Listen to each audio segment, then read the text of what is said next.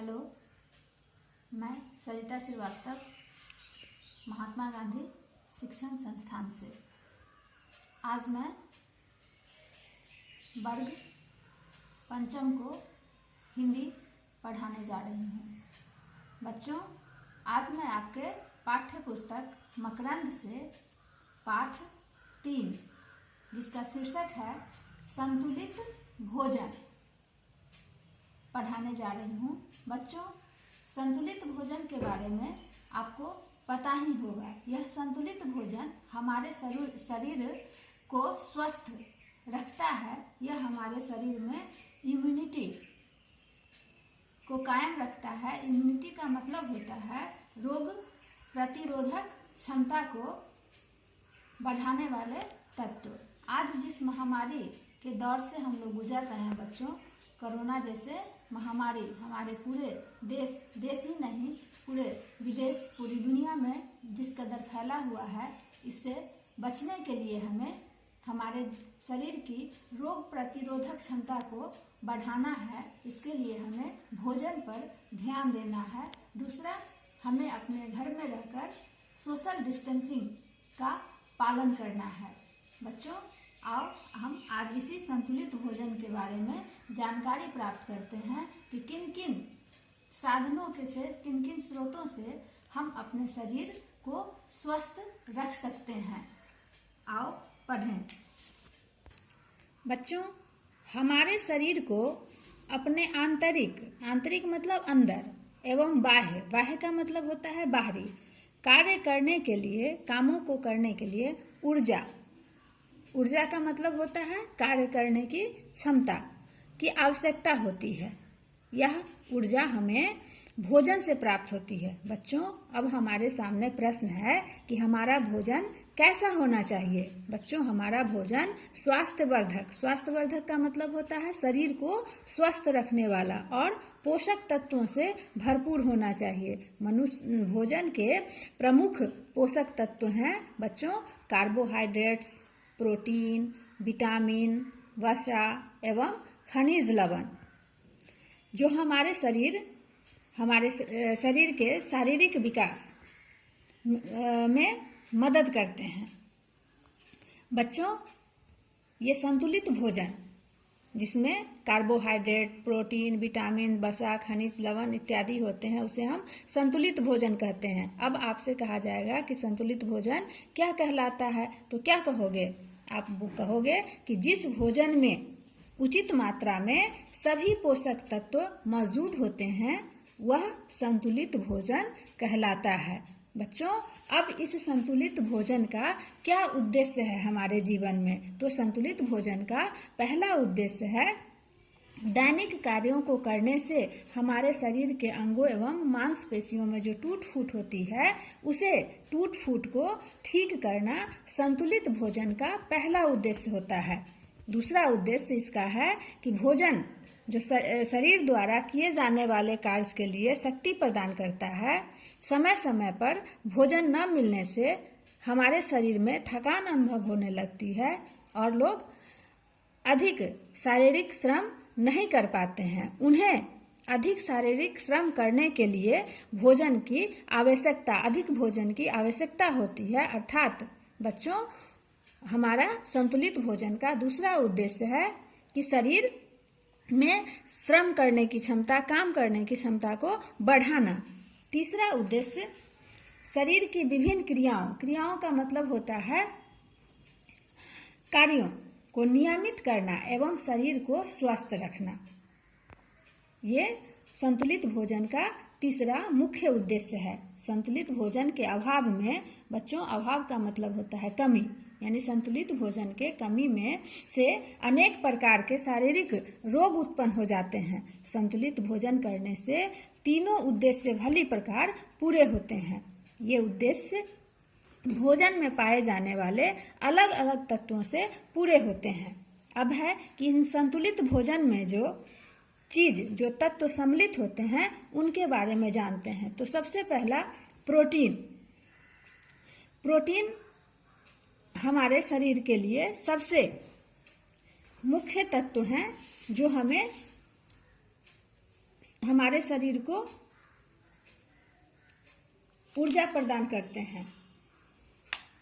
विकास करने के लिए, हमारे शरीर के शारीरिक विकास के लिए प्रोटीन की बेहद आवश्यकता होती है। अब हमें प्रोटीन कहाँ कहाँ से प्राप्त होगा, प्रोटीन के मुख्य स्रोत कौन से हैं? तो भारत में बच्चों प्रोटीन का मुख्य स्रोत दाल है। ऐसे प्रोटीन हमें दूध, दही, अंडा, मांस इत्यादि से भी प्राप्त होते हैं। गेहूं में भी प्रोटीन की मात्रा पाई जाती है, अतः इसका नियमित सेवन करना जरूरी है, क्योंकि प्रोटीन हमारे शरीर के विकास के लिए आवश्यक है। दूसरा है संतुलित भोजन में कार्बोहाइड्रेट। कार्बोहाइड्रेट से हमें हमारे शरीर को शक्ति प्राप्त होती है। यह कार्बोहाइड्रेट हमें गेहूं से, चावल, बाजरा, मक्का और सब्जियों जैसे आलू, शकरकंद और मीठे पदार्थ जैसे चीनी, गुड़ इत्यादि से प्राप्त होते हैं। तीसरा है इसमें सम्मिलित होने वाला तत्व वसा, जिसको हम चर्बी भी कहते हैं।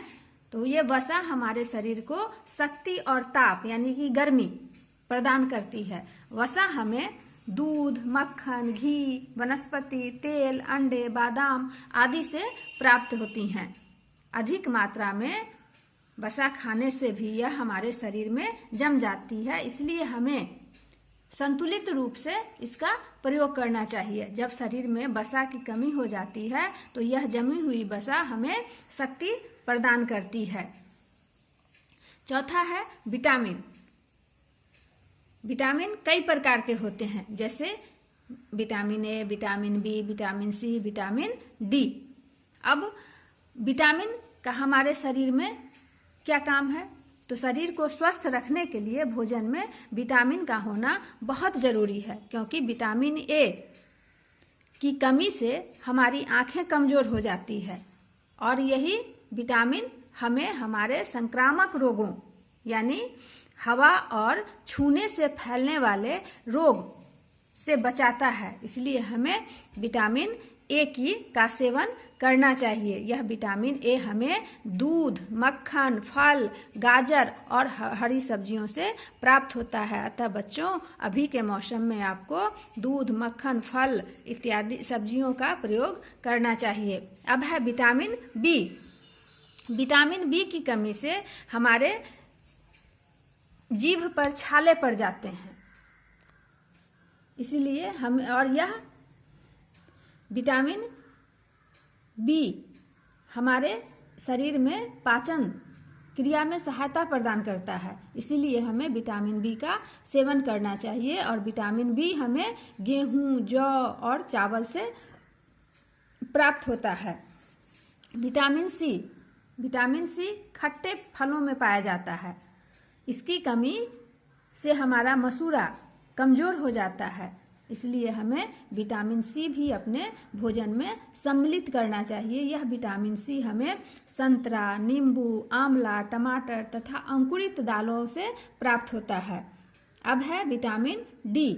विटामिन डी की कमी से हमारी हड्डियां कमजोर हो जाती है। इसीलिए विटामिन डी का सेवन करना जरूरी है। यह हमारे दांतों और हड्डियों को मजबूत रखने के लिए आवश्यक है। विटामिन डी का सबसे अच्छा स्रोत हमें धूप से प्राप्त होता है, इसलिए बच्चों, अभी गर्मी हो, जाड़ा हो, हमें आधा घंटा सुबह में धूप का सेवन जरूर करना चाहिए। विटामिन डी वैसे तो हमें दूध से भी प्राप्त होता है। अब खनिज लवण। संतुलित भोजन का एक और तत्व है खनिज लवण। खनिज लवण हमारे शरीर के विकास के लिए आवश्यक है। हमारे शरीर को क्लोरीन, आयोडीन और लोहे की मुख्य रूप से आवश्यकता होती है। क्लोरीन हमें नमक से मिल जाता है, आयोडीन और लोहा हरे पत्तियों वाली सब्जियों से मिल जाते हैं। हमारे खून का लाल रंग उसमें पाए जाने वाले लोहे के कारण ही होता है।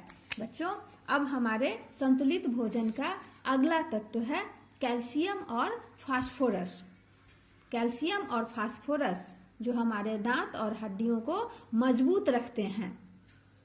यह जिन बच्चों में इसकी मात्रा पर्याप्त रूप से नहीं पाई जाती है, उनकी हड्डियां कमजोर हो जाती हैं।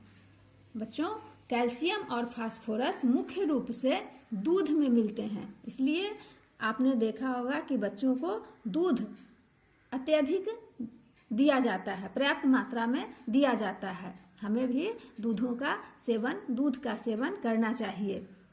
अंत में जल है।